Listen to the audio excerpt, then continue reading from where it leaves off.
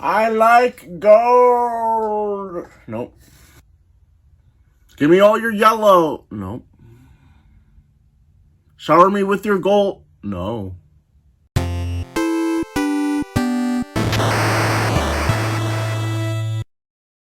Ooh, what's up, Internet? This is not going to be a series, but this is more of an announcement, actually more like a request. If you're local especially, because I don't know if I want to be doing like trades through the mail for this, just because, I don't know. Anyway, like you probably saw with the title of the video, I'm going for a complete, mostly complete, Player's Choice Gamecube collection. Now, it's a lot easier to get than a complete Gamecube collection, obviously, but there are some caveats to that where there's like some multi-packs that are ridiculously expensive for no reason other than the fact that they're rare. And it's just like, individual release games, probably only. Unless, like, I lose my mind. Anyway, this video is more of an announcement of it, and kind of gives you an option if you're looking for someone to trade your Player's Choice GameCube games to. Because I know how everybody feels. I felt the same way for the longest time. If something is Player's Choice, Greatest Hits, anything like that, anything that wasn't quote-unquote Black Label or whatever the label normally is, was frowned upon, was like, oh, get that out of my collection, and that's the kind of energy I want. Please think about it as get that out of my collection, because you got, especially on GameCube, really quality games. Really high quality games. And then you have stuff like Madagascar. So up first here is what I got from Gamer's Manual. We're doing a trade. It's like a trade in progress. I traded him a game. It doesn't quite equal the value of what he traded me so far, so we'll figure that out eventually. But we got Madagascar, Tales of Symphonia. It's probably like one of the cooler Player's Choice games in the set. Crash, Wrath of Cortex. One of the cooler looking ones, just because you have Crazy Taxi, and like the side is just like all gold, all yellow. Like it just, I think that looks really cool. Sonic Adventure DX, which is a game that I actually played on my GameCube way back in the day. And Marvel Nemesis, The Rise of the Imperfects, one of the most disappointing fighting games I can remember ever playing. Yeah.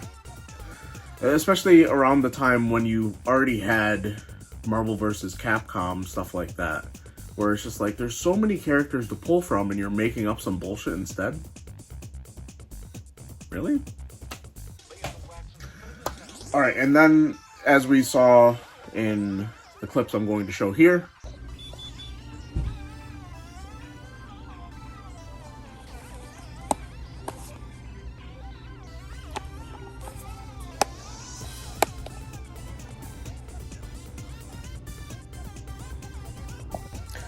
alright, so one thing I will say when starting a new quest like this, it's very important to look within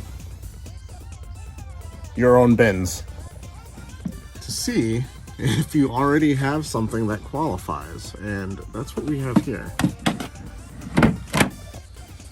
Mortal Kombat Deadly Alliance and Metroid Prime. Now, Metroid Prime is missing the manual.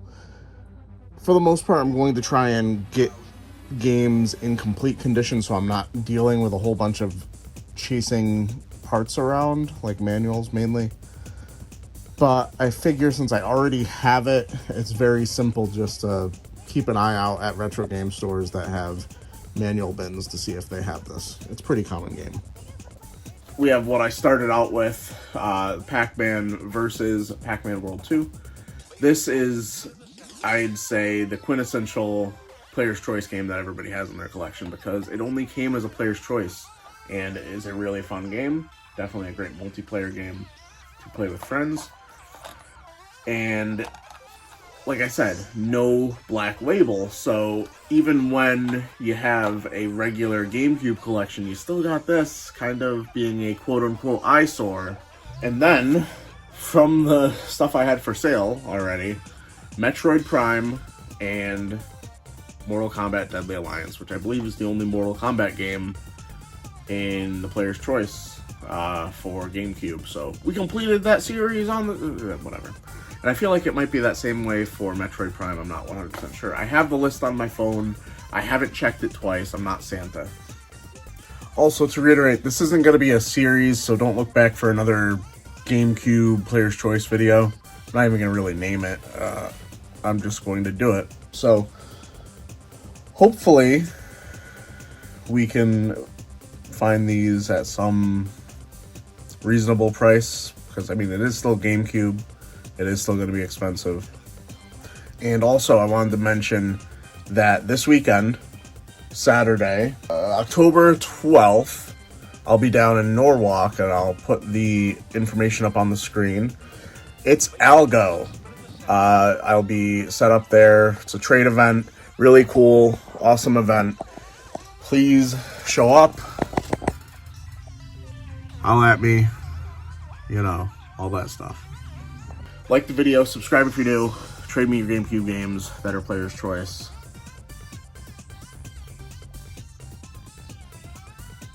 And yeah, I'll be seeing you.